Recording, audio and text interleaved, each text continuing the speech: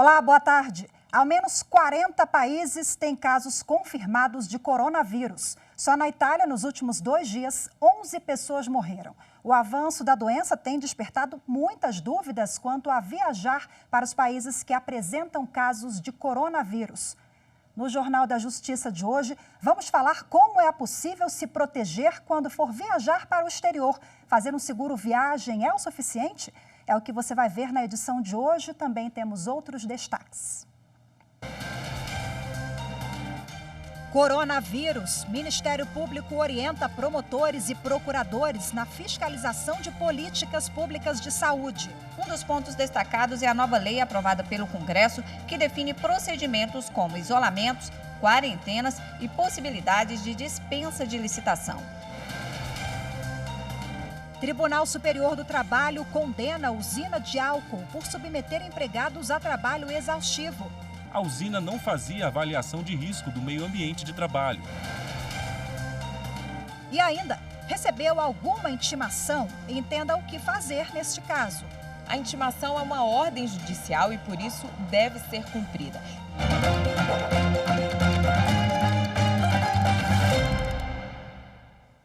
O Conselho da Ordem dos Advogados do Brasil questiona no Supremo Tribunal Federal resolução do Conselho Nacional de Justiça que trata da presença de advogados e defensores públicos em audiência de conciliação. A OAB argumenta que a expressão poderão atuar, contida na norma, permite a interpretação de que a presença dos advogados e dos defensores públicos é meramente facultativa, independe do contexto ou da fase processual. Na ação, a OAB pede, até o julgamento final da ação, que nenhum magistrado, tribunal ou administrador público interprete a norma como facultativa. O relator da ação no Supremo é o ministro Luiz Roberto Barroso. E o que fazer quando você recebe uma intimação? Segundo o Tribunal de Justiça de Minas Gerais, essa dúvida é uma das mais frequentes nos canais de comunicação do tribunal. A intimação é uma ordem de qualquer autoridade judicial, civil ou militar que obriga a pessoa a fazer ou deixar de fazer algo com base na lei. A primeira coisa que a Ivana faz quando chega ao trabalho é buscar os mandados que vai cumprir no dia. Ela é oficial de justiça há 13 anos e conta que uma das atividades mais frequentes na profissão é a entrega de intimações. Tarefa que, segundo a servidora, pode ser um desafio. Teve uma vez que expliquei tudo para ela e tal. Ela me recebeu de toalha, apenas enrolada de toalha, falou que não ia. E pegou o mandado e rasgou o mandado na minha cara. Ricardo também é oficial de justiça e passa por situações inusitadas no dia a dia. Para ele, um dos motivos das reações variadas é que muitas vezes as pessoas não sabem o que fazer quando recebem uma intimação. A gente procura explicar que é necessário procurar um advogado, porque quando você tem um problema de saúde, eu falo muito isso, você deve procurar um médico para ter uma orientação, da sua situação. Quando você tem um problema na justiça, você realmente tem que procurar um advogado. E aqueles que não têm condições de arcar com os custos de um advogado, a gente orienta a procurar a Defensoria Pública. Nos canais de comunicação do Tribunal de Justiça de Minas Gerais, as dúvidas sobre intimação também são comuns. A intimação é uma ordem judicial e, por isso, deve ser cumprida. Quem não respeita as determinações pode responder por desobediência e até ser preso. O diretor da Gerência de Cumprimento de Mandados do TJMG explica que situações em que o cidadão se recusa a receber o oficial de justiça são frequentes. A ordem foi emanada pelo juiz, ele é apenas o longa-manos, a mão longa do juiz, que está lá cumprindo aquela ordem, e dando conhecimento ao cidadão, inclusive, do que está decidido em um determinado processo, para que, inclusive, ele possa constitucionalmente recorrer, não ser, às vezes, julgado à revelia, por exemplo. O oficial de justiça tem 20 dias para cumprir o mandado. Ele pode voltar ao endereço outras vezes se não encontrar o cidadão. O oficial de justiça, de forma legal, ele tem a obrigação de comparecer até 3 vezes naquele endereço, não mais que isso, porque senão fica eterno, Então, e existe também uma questão de prazo. Nós podemos ir à noite, sábado, domingo, feriado, e o que, na verdade, determina o nosso horário de trabalho é a própria pessoa. Agora, se ela nunca é encontrada, então nós oficiais começamos a suspeitar de ocultação. O ministro da Justiça, Sérgio Moro, prorrogou por mais 6 meses o uso da Força Nacional de Segurança Pública na área da Penitenciária Federal de Brasília. A portaria que regulamenta a ação foi publicada hoje no Diário Oficial da União. O prazo começa a contar a partir do dia 9 de março e é válido até o dia 4 de setembro. As tropas atuam no presídio desde fevereiro de 2019, antes de o Executivo transferir 4 condenados de chefiar uma facção criminosa paulista para a penitenciária. E o governador do Ceará, Camilo Santana, do PT, pediu a prorrogação da operação de garantia da lei da ordem no estado. A ação termina amanhã.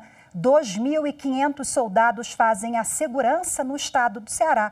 A presença dos militares na capital e cidades do interior foi requisitada pelo governador e acolhida pelo Palácio do Planalto, depois que parte dos policiais militares decidiu paralisar as atividades no último dia 19.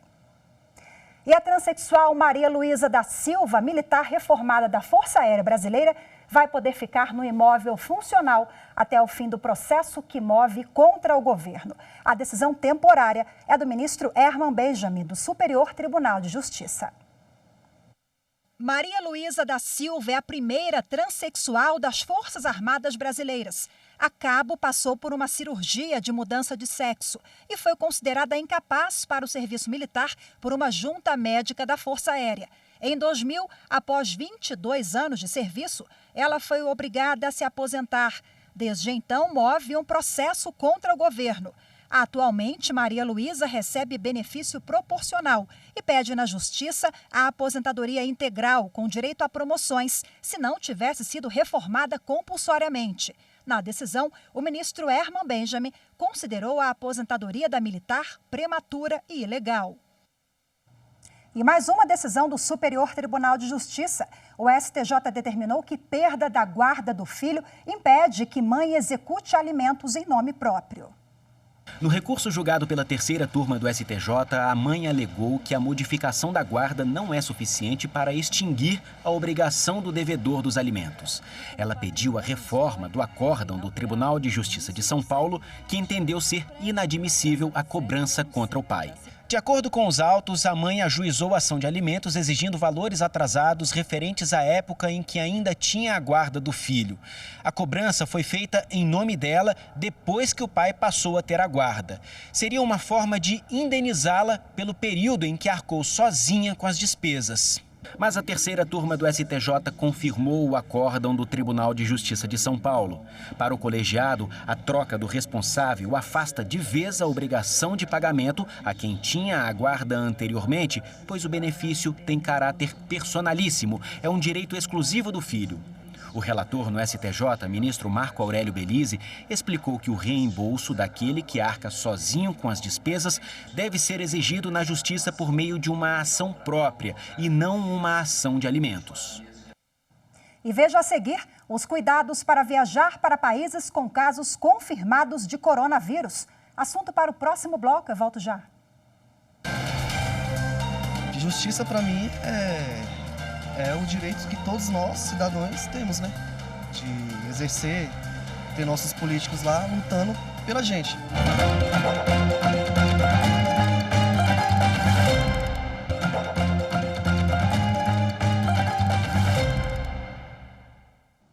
O Ministério Público Federal e o Conselho Nacional do Ministério Público prepararam uma nota técnica para orientar os promotores de justiça e procuradores da República na fiscalização do cumprimento de políticas de saúde no combate ao coronavírus. A nota define como os procuradores e promotores devem acompanhar as ações da Secretaria de Vigilância em Saúde e execução dos programas no âmbito nacional, estadual e municipal para dar resposta eficiente sobre o novo vírus que chegou ao Brasil. Um dos pontos destacados é a nova lei aprovada pelo Congresso, que define procedimentos como isolamentos, quarentenas e possibilidades de dispensa de licitação. O documento também reúne as primeiras informações sobre as estratégias e medidas de prevenção já adotadas. A nota vai ser encaminhada para todas as unidades e ramos do Ministério Público Brasileiro. O surto de coronavírus em diversos países deixa muita gente que vai viajar preocupada. Algumas pessoas já pensam em mudar as datas ou até mesmo cancelar as passagens para fora do Brasil. Veja agora na reportagem o que fazer se você está nessa situação. O coronavírus está nos 5 continentes. São pelo menos 42 países atingidos pelo vírus que provoca febre, tosse e, em casos mais graves, até a morte. O surto começou na China, país com maior número de mortes, mas rapidamente se espalhou por outros países. Até agora são 74.500 casos confirmados da doença e mais de 2.000 mortes. A maior parte de pessoas na faixa etária de 40 a 69 anos. A velocidade com que o coronavírus se espalhou pelo mundo e o alto potencial de contágio estão fazendo muita gente que tem passagem marcada para o exterior repensar se vale a pena deixar o Brasil agora. Preocupado em orientar os consumidores sobre o que fazer diante dessa situação, o Procon de São Paulo divulgou este informativo, em que orienta os passageiros a buscarem uma negociação junto às companhias aéreas e destaca que as empresas devem oferecer alternativas aos clientes. Ontem, durante uma entrevista coletiva, o ministro da Saúde, Luiz Henrique Mandetta, afirmou que, se possível, a orientação é que os consumidores alterem as datas das viagens. Eu viajo ou não viajo? Vale a regra do bom senso. Se não for necessário, para que você vai programar? Espera para a gente ver como é que isso se comporta de uma maneira melhor. Este médico infectologista explica que ainda não existe vacina ou remédio contra o coronavírus e ressalta a importância da prevenção. Qual é a forma de prevenir? Primeiro, aquela etiqueta respiratória, evitar tossir ou espirrar na própria mão e, se fizer isso, correr para o banheiro para lavar a mão, para não expor os outros, tá? Sempre que estiver em local, especialmente em local público, que a gente não sabe quem passou por ali, lavar as mãos com água e sabão. Se não tiver naquele momento disponível água e sabão, pode utilizar o álcool 70% gel.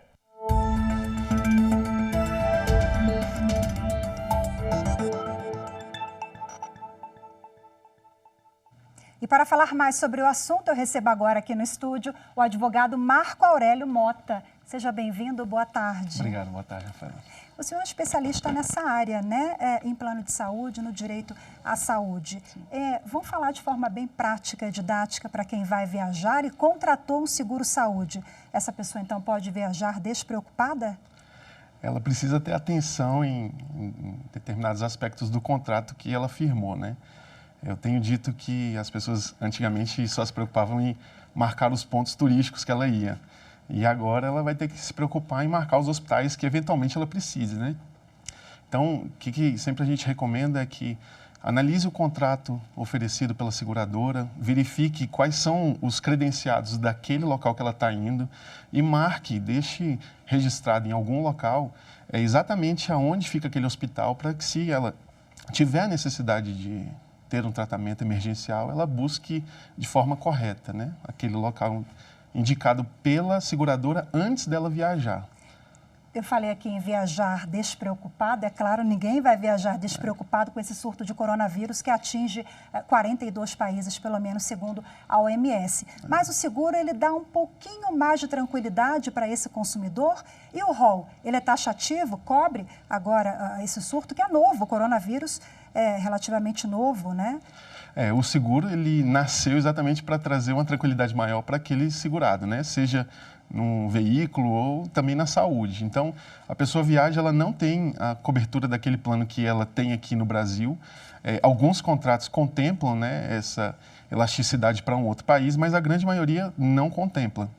Então, às vezes essas operadoras ou outras seguradoras oferecem no mercado esse tipo de contratação e aí ela pode ficar mais tranquila porque, chegando naquele local, se houver a necessidade de buscar o tratamento, ela vai ter aquele auxílio sem a necessidade de arcar com os custos num país que não conhece e ainda mais no momento que o país enfrenta essa volatilidade aí da moeda. Então, com certeza traz uma tranquilidade maior.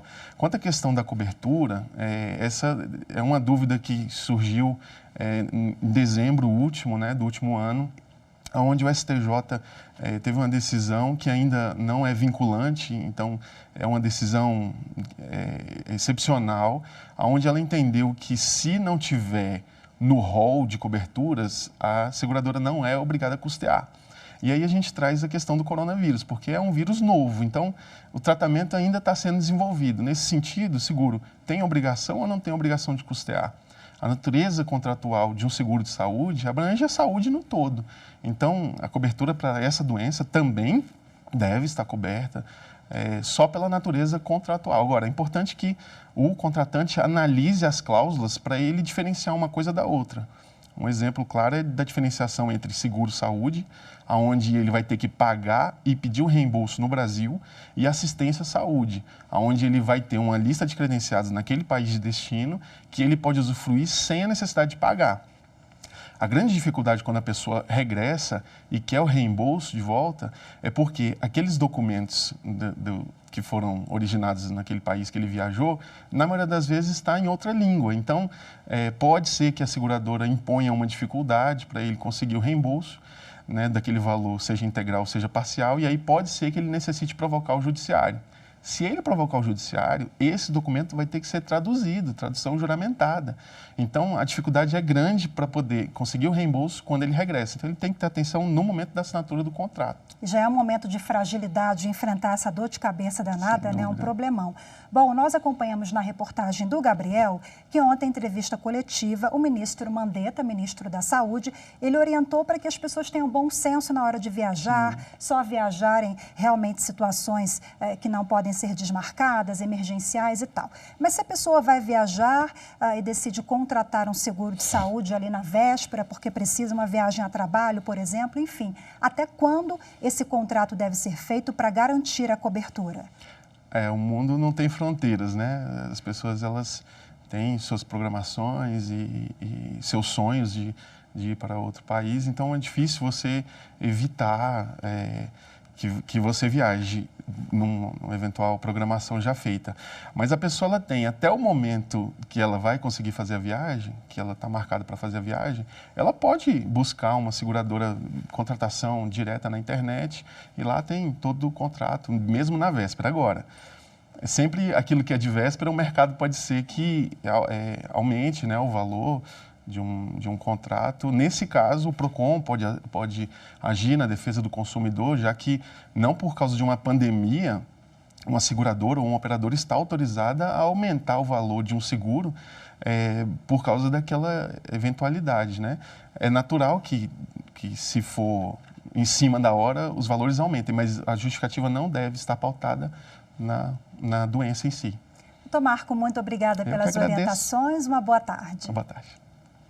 E no próximo bloco, usina de álcool do interior de São Paulo é condenada por submeter empregados a trabalho exaustivo. Os detalhes em instantes.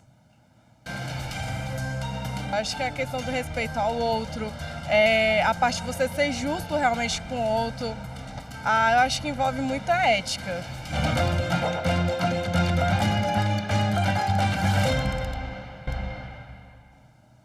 O Tribunal Regional Federal da 4ª Região, no Rio Grande do Sul, negou o pedido do Ministério Público Federal para bloquear 52 milhões de reais das seguradoras Tóquio, Marine e AON. As empresas são subsidiárias brasileiras das seguradoras da Companhia de Transporte Aéreo Lamia, responsável pela aeronave que caiu em novembro de 2016 na Colômbia. A aeronave transportava o time da Chapecoense para a decisão da Copa Sul-Americana em Medellín. 77 pessoas estavam a bordo, entre atletas, equipe técnica e diretoria do time, além de jornalistas e convidados. Na queda, 71 pessoas morreram e 6 foram resgatadas com vida.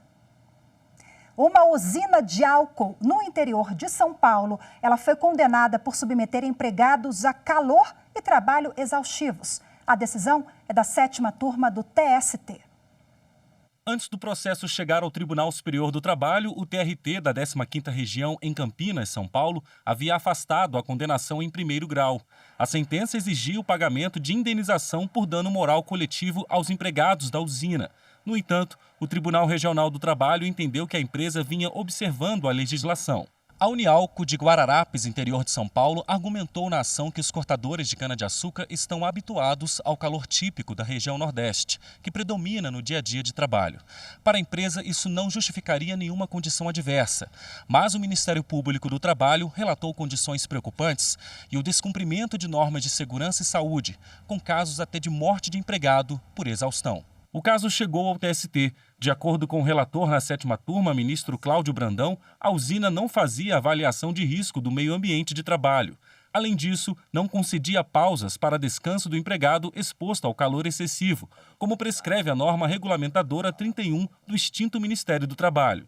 Na avaliação do ministro, o desrespeito às normas tem, nesse caso, peso especial, em razão da natureza do trabalho executado, que impõe uma sobrecarga de atividade com grande desgaste físico e psicológico dos trabalhadores rurais.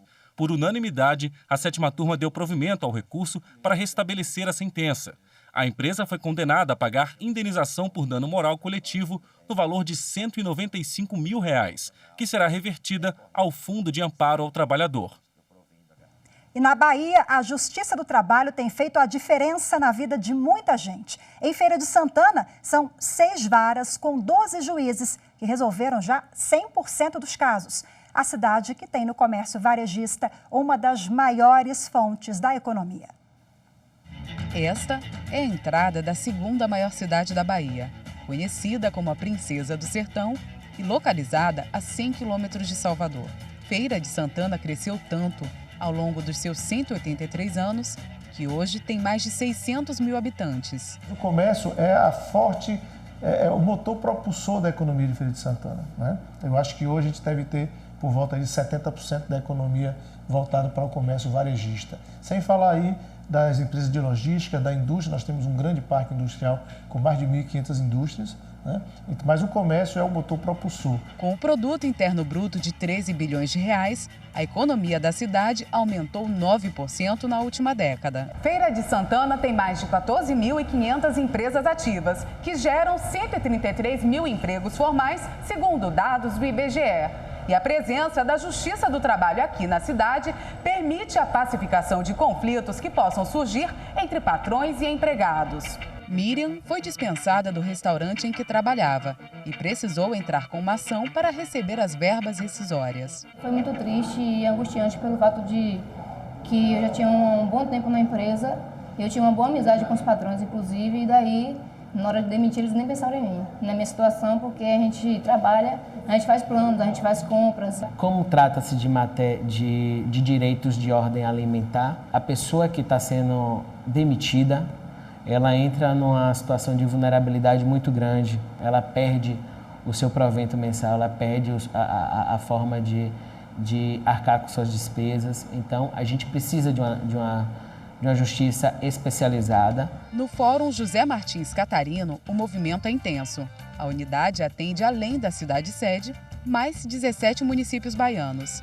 Em 2018, foram 5.569 processos recebidos e 7.998 solucionados.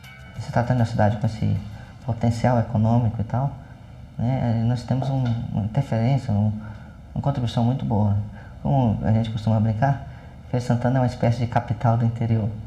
Tanto que nós temos aqui, né, 6 varas com 12 juízes, que em número só é superado por Salvador. Não é raro que demandas envolvendo um número maior de trabalhadores cheguem à Justiça do Trabalho, como foi o caso do Cláudio e dos colegas, que deixaram de receber uma bonificação da empresa por terem aderido a uma greve. Eu, como todos os meus colegas de trabalho que também não receberam essa bonificação, a gente ficou se sentindo discriminado, né? A gente viu que houve uma seleção para que recebesse. Por que alguém que faz a mesma função que eu, alguém que trabalha do mesmo jeito que eu trabalho, recebeu e eu não recebi? O resultado da ação garantiu o recebimento da gratificação e também uma indenização por danos morais. A gente vê que agora a gente tem voz para falar, a gente tem a quem buscar para pedir ajuda.